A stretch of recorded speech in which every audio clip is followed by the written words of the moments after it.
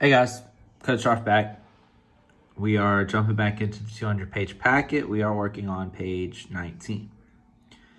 All right, number 98. Again, we talked about parallelograms. We didn't really graph them though in terms of what we're looking at. But again, we'll be able to take something that we did learn and apply it.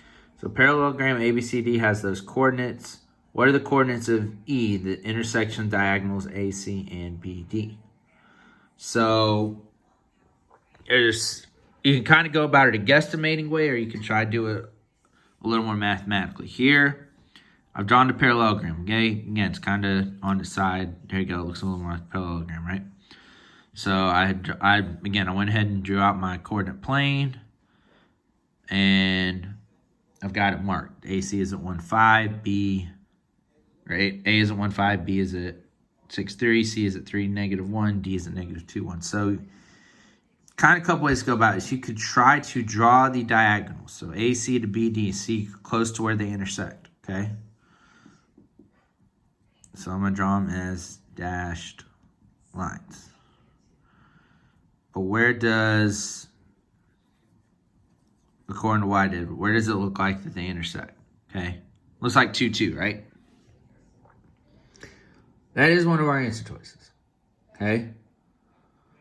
But if you want to be mathematically sure, all right, so either going AC to DB, right? You got 2 points and you're connecting. So if you want to figure out those lengths, that would be going all the way back to beginning of the year. You could do the distance formula, so we can actually find out the full distance from DB, from D to B, or from A to C. But if you also remember, if I know these two coordinates, okay, so let's say, again, this was -2, 1. This was 6, 3. Even if I don't draw the line, I can use the midpoint formula to figure out the midpoint between the two. Well, why does that matter? Well, that's why we have to go back to our fourth rule about diagonals. Again, the thing you do know about diagonals, they bisect each other, right? So I know those have to be congruent and these have to be congruent, right? So this point is the midpoint of AC. It's also the midpoint of DB. So if you could put all that together, then, and again, just kind of estimating it, we got the right answer anyway. But if you want to show it mathematically, at our x coordinates, okay, so that'd be -2 plus 6 over 2, which is 4 over 2. Which gives me an x coordinate of 2. And then my y coordinates, 1 and 3. 1 plus 3 divided by 2 is also 4 over 2, which gives me 2, 2. So, again, we just want to quickly draw it out and guesstimate. And again, the answer choices on that one, I think, are a little far enough where even if you drew it a little off, you'd still be able to guess the right answer. But if you happen to not be that great at drawing your coordinate grid and your spaces apart on your x-axis are a lot longer, a lot shorter than your spaces apart on your y-axis, you might not get a accurate spot. But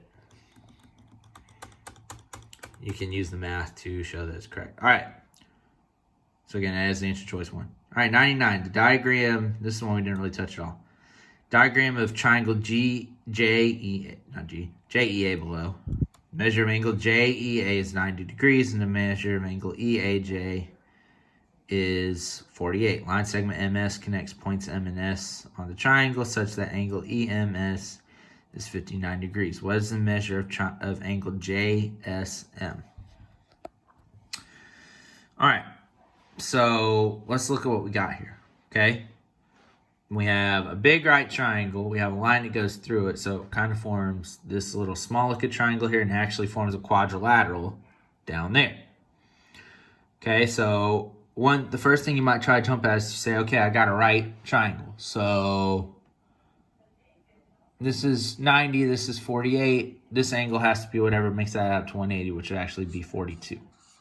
Okay, so I know that angle is 42. And you're going to say, well, I'm looking for JSM, so I'm looking for this angle, right? So that being 42, how does that really help me? Okay. Well, there's a couple ways you can go about it, okay? you could say, all right, this is 42. If I can figure out this angle, this has to be the third angle to make it add up to 180. Okay, so then you have to try to figure out how to figure out that angle. Or you could say this. Okay, because this is good. This next rule is going to come into play either way. I know this is a quadrilateral. Again, not a quadrilateral we're used to. And it's not a rule we talked about. We talked about it some. I think we talked about it enough. All the angles in a quadrilateral have to add up to 360, right? So if you can figure out S, then if we turn it sideways, again, I'm trying to get it so y'all can see it. This is a straight line, JA, right? So any straight line formed by two angles, that would be a linear pair. So whatever angle S is, and then the angle we're looking for would have to add up to 180. Okay, the thing y'all might see a little better, though, is saying, okay, if this is 59, I could do a linear pair right there as well. So 59 plus what is equal to 180, which would be 121. Okay, so angle JMS, this angle next to 59 has to be 121 in order for this to be a straight line, because that's a linear pair. So I've got 121 and 42 for these two angles, right? So if I add that up, that's 163. So that means that tiny little angle has to be what to add up to 180? So again, if you want to actually subtract 180 minus 163, we get 17. So there's the answer choice 4. Okay? So I got to leave that on that for a second. Y'all can, I know I didn't sketch it on mine because I was trying to draw it on there so y'all could see it. So that's what y'all can draw on your paper. Okay? All right. Problem 100. So here's the other thing too, guys. If you think about it in the, it's below that actually. If you think about it in the gist of this, so if we look at it, I know y'all are probably going to still think it's been a lot of work, but that's problem 102, and we got one more page to go. So if we end up with 106, 107 problems, the first packet had 55 questions. The second one had 30. So we've still asked y'all to do less than 200 problems total over, it's going to be over 8 weeks. So that's, less than 25 problems a week. Y'all do, if we were in class normally, y'all would be doing more than 25 problems a week. So if you think about it like that, it's not that bad. All right. Problem 100. When triangle ABC is dilated by a scale factor of 2, its image is triangle A prime, B prime, C prime. Which statement is true?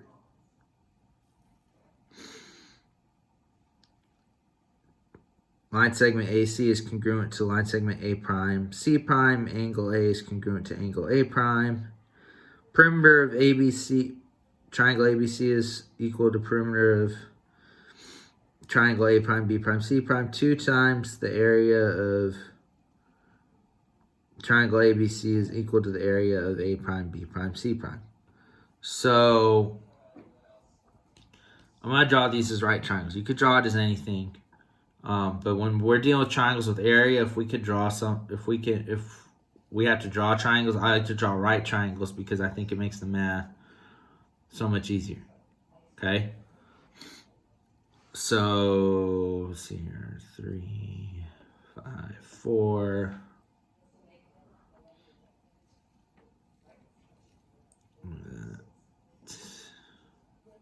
I did that wrong. Good thing I don't have this on my whiteboard so y'all can see what I did wrong. So y'all don't even know. All right. So here's my 2 triangles, right? I'm going to say A, B, C, A prime, B prime, C prime. All right. Dilated by a scale factor 2. Which statement is true? Line segment AC is congruent to A prime, C prime. Is 5 congruent to 10? Nope. Angle A is congruent to angle A prime. Well, again, I made B my right angle, but there's 2 ways to think about it, okay? If I had lettered this differently, if I just shifted all the letters over, if this was A, this was B, this was C, so A prime, B prime, C prime, you'd obviously see A and A prime are both 90 degrees. But I didn't do that, but it comes back to the idea about, again, similar triangles. We've talked about this on a couple problems on these last couple videos. Similar triangles, all the angles still the same, stay the same, right? The triangle just gets bigger or smaller. So A is still going to be congruent to A, so that's got to be true, okay? If you didn't remember that, you could try to do the other one, since you could actually do numbers for that, to try to kind of eliminate your way to the right answer. Perimeter of ABC is equal to the perimeter of A prime, B prime, C prime. Is that perimeter going to be equal to that one? Definitely not. If you actually want to add it up, that added up would be 12, that added up would be 24. 2 times the area of ABC is equal to the area of A prime, B prime, C prime. So again, area of a triangle, 1/2 base times height. So this would be 1/2 of 4 times, with the right triangle, actually it's different with the right triangle, because with the right triangle you could actually just do base times height, because that's what it is. So if you think about it, if you did this, a 5 on the other side here and did it, you would have a whole triangle, right? So then you would you'd do 1/2 base times height. You would do 1/2. This height is still 4. That's still the same, but my base would be 6, right? So since I only have half the triangle, that kind of is what gets rid of the half part. Because if you had 1/2 times 4 times 6, right out like that, right? You could multiply the 1/2 times 4 and just get 4 times 3, right? So since we have the right triangle, again, that's kind of the exception, if y'all remember learning that. Since I have the right triangle, all I got to do is multiply the base times height to get the area, right? So base times height of that would be 3 times 4, which is 12. Base times height here, 6 times 8 would be 48. So even if I multiplied ABC by 2, so if I multiply that by 2, that would still give me 24, which is still less than the 48. So we showed all that just to show you that the numbers don't work for anything 1, 3, and 4, so it has to be answer choice 2. Angles stay the same. Again, yeah, hopefully y'all could have come with that pretty quickly on your own, but just wanted to show you why I just wanted to show y'all why the other ones would not be incorrect, or would be incorrect, would not be correct. All right. 101, another parallel perpendicular line situation. Okay, what is an equation of a line perpendicular to the line whose equation is y equals 5/3 x minus 3/5 x, excuse me. I have fraction dyslexia. 3/5 x minus 2, and that passes through point 3, -6. Well, it's got to be perpendicular to that. It's already in slope-intercept form, so again, I'm going to write it out again. I hope it's, even if y'all don't remember this next year or even as a senior, if you don't know exactly what it means, if you hear the words opposite reciprocal, something starts burning in your brain. Opposite reciprocal. So I got to take the fraction, I got to take the reciprocal, and then the opposite side. So 3/5 be 5/3. Since that's positive, this becomes negative. So this would be my new slope of my new line, -5/3. Okay. Look at 1 through 4. Again, we had one like this earlier. It's not where 2 of them are the same. There's 2 different sets of 2 numbers. Okay, all 4 numbers are the same 5/3. It's just 2 are positive, 2 are negative. But I know I need the negative, so I'm dealing with 2 or 3. So now again, I just got to plug in 3, -6 to see what makes sense. So I'll start with the first one. -5/3 x plus 11. So y is -6. So I'm doing -6 equals -5/3 times 3 plus 11. All right, that'll cancel out. So it'll give me -6 equals -5 plus 11. Okay, which gives me -6 equals +6, which is wrong. Okay, so let's try 3. Again, when we go to plug it in, it would be the same thing. I would still have -6. I would still have -5/3 times 3. But instead of the positive 11, I would now have -1. All that math is still going to be the same. So now I'm just going to do -6. I would still get -5. But now instead of plus 11, -1. And get -6 equals -6. So that one does check off. So another correct answer choice 3, or again, answer choice C if you prefer to say it in letters, kind of like me. Okay. All right, 102. All right, diagram below of ABC. TV is parallel to BC. AT equals 5. So let me just draw it on here. Maybe I'll make it a little easier. AT equals 5. TB equals 7. And AV equals 10. What is the length of VC? Right down there, okay? So we kind of had a problem similar to this one earlier, okay? It told us, let me go back up to that one so y'all can see it. It was on one of the last couple videos, okay?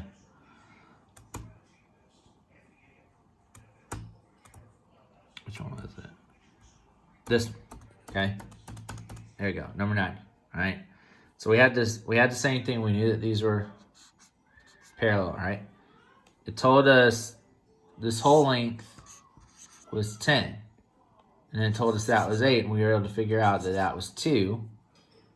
And then if AE was 12, then we had to figure out EC. So it's a very similar problem, okay? I'm going to come back down to it just so y'all can see it again. Then I'm going to go back and show the rules since I do have that document up.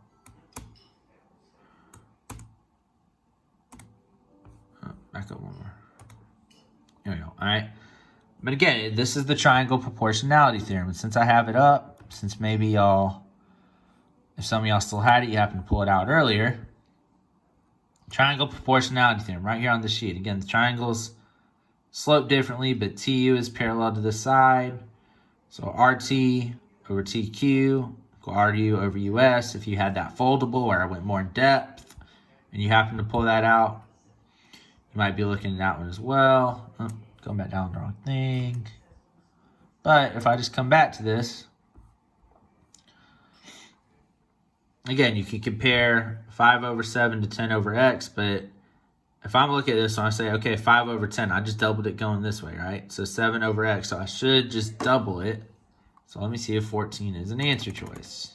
It is answer choice 3, our favorite answer choice. But even if you want to actually set up the ratios, so I'll set up both just so you see it the same. So we'll start with the 5 over 10. Again, you can go across sections here. That's okay with this one.